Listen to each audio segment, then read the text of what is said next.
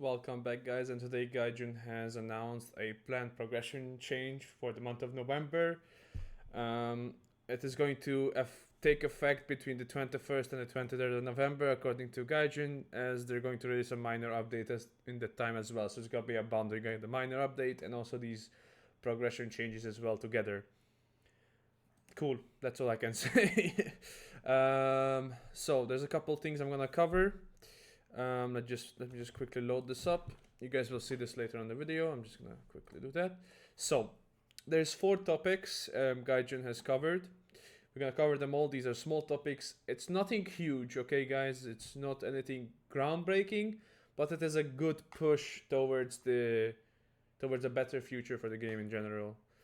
And it also combats the stupidity Gaijin has created. And let us jump into it. So we're gonna start off with the most positive one, and that is the reduction. So it's going to be the reduction of research points for Endline vehicles.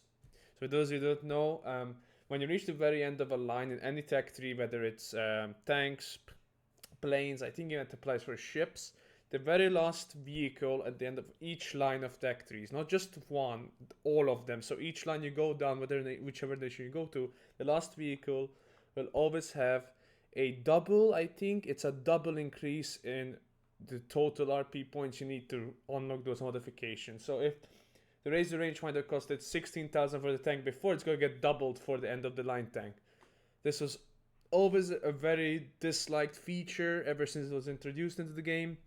It took some time, but finally, 16th of November 2023, Gaijin has... Is it 2023 or 2022? 2023. Still think of 2022. Gaijin has Gaijin has finally abandoned the idea, and in the 21st to 23rd of November we'll be seeing this being removed. So what does this mean? If you guys are planning to grind any end of the line vehicle modifications, leave them for the minor update to come out. After the minor update, grind them.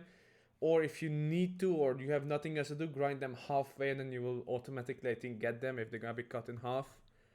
So yeah, those are the 2 options. And the next one, this is a very, very insignificant amount. This is gonna affect 3% of the player base. And that's free backups when purchasing squadron vehicles with Golden Eagles. So if you guys didn't know, squadron vehicles could be purchased with Golden Eagles, but I do not suggest. Nobody ever suggests. Just play the game and you'll get it passively. No, do not waste your Golden Eagles on squadron because they're overpriced and most of the time they're either just okay or just fillers for lineups at certain nations. So it's a small positive, but again, it's only affect a very small percentage of the player base, so there's nothing huge. I mean, this is the biggest one, and this is like just little life improvement, I guess.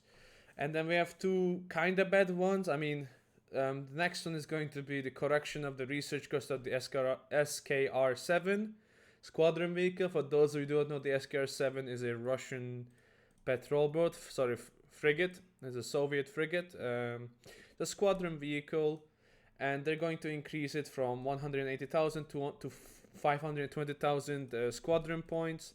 So if you do have this vehicle, nearly done, you should focus on it, or if you have abandoned it like with a couple 20,000 points remaining, you should definitely finish it off. It's a small change, otherwise it's a good squadron vehicle, but yeah, I mean, they're just correcting it. And the final negative, very small negative, but it's still a negative, and that is the first part is okay, increasing the research point multiplier.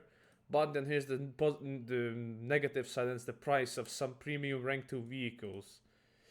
In the post, they've only mentioned these 2, the Seller Saharino, and apologies for the pronunciation, the Strevam M41S1. One of these, the Strevam M41S1, is actually the Swedish starter pack. So if you want this thing, don't buy it for Golden Eagles, buy the Swedish starter pack because you get this, SL, and the plane, so it's still better. Wait for the sales when they're 50% off, and you can pick up the starter pack for like $5 or $2.50, depending if Gaijin's gonna drop their prices or not. And this one, honestly, I don't know who the fuck wants this. Like, it's a horrible premium, and increasing the price, Gaijin was just going to reduce its sale over like I barely see anyone ever owning this thing. That's really it. When it comes to covering this section, they might affect more rank 2s, but they are specified on these two, so we'll have to see. What I suggest, if you have any rank 2 premiums that you're looking to get, I suggest getting them now if you haven't gotten them for the sale, because they might go up in Golden Eagles.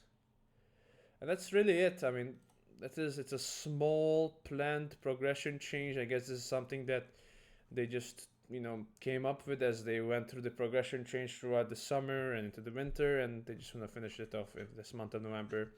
I hope Gaijin keeps these up. These would be cool. I would love to see this planned progression changes evolve into like some, roadmap for life quality improvements over the game.